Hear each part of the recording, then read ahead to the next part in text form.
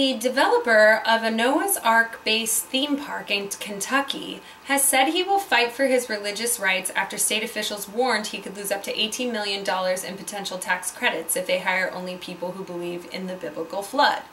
In July, Ark Encounter LLC, part of the Answers in Genesis group, received preliminary approval to collect a rebate from a portion of the sales tax revenues generated at its park.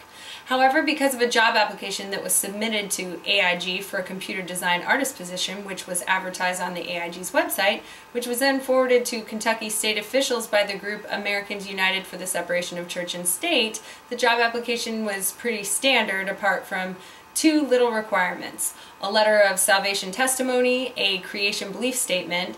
In other words, you believe in the biblical creation or don't bother applying.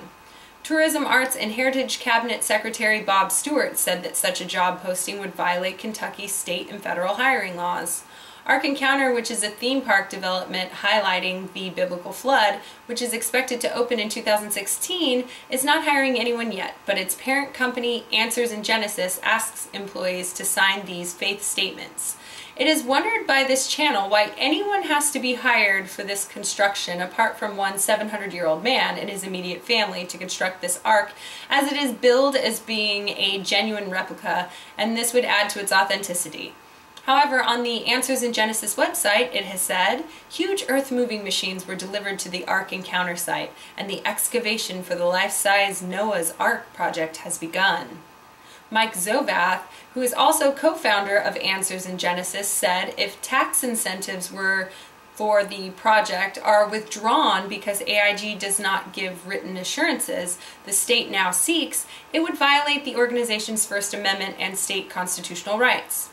Plans for the theme park include a wooden replica of the Ark during the $73 million first phase. Then other biblical-themed attractions will be added in phases. The project has been financed through donations and bonds, but Zavath said the state's incentives could help finance those future phases. Communications Director for Kentucky Tourism, Gil Lawson, said that everybody knows laws regarding hiring practices and that the state doesn't need to elaborate them for companies seeking tax incentives, adding, "We expect all of the companies that get tax incentives to obey the law." Religious beliefs about the taking of photos vary widely across the globe. Some South Seas religions believe that photography steals the soul of the individual photographed. The Amish believe that posing for a photograph is a prideful thing, so it is forbidden to sit for a photograph in many Amish bishoprics. Many Muslims consider images of the person to be a form of idolatry and a distraction from what truly matters, the spirit or soul.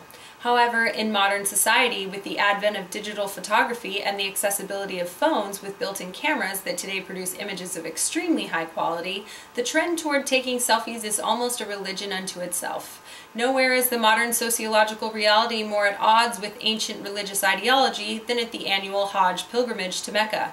During the recent Hajj, which ended in early October, Reuters quoted a Turkish student named Mehmet Dawood, "I'm taking a selfie with the Kaaba behind me to post on my Facebook so my family and friends can see me.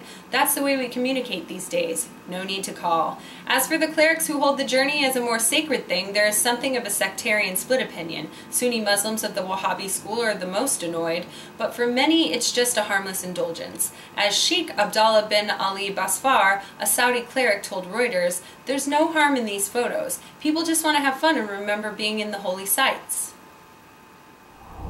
Nigerian Christians are fearful that receiving the Eucharist may lead to death by Ebola.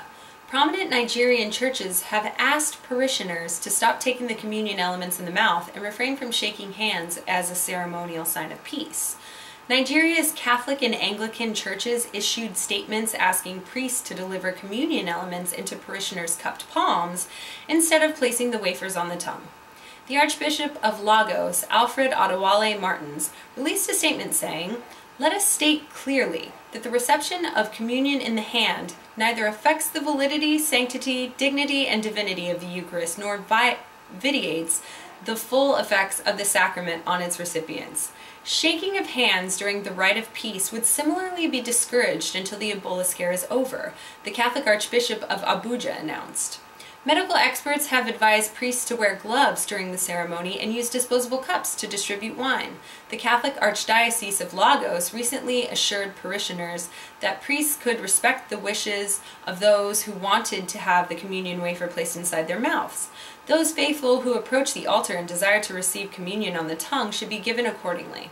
Their personal devotion to the Eucharist must be respected, the Archdiocese said. The Ebola virus spreads through direct contact with an infected person's body fluids.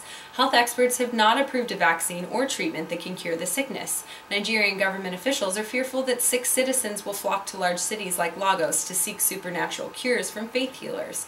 River State Governor Han Chibuike Amechi has urged religious leaders at churches and mosques to spread the facts about Ebola and has cautioned religious leaders against trying to cure people with the disease.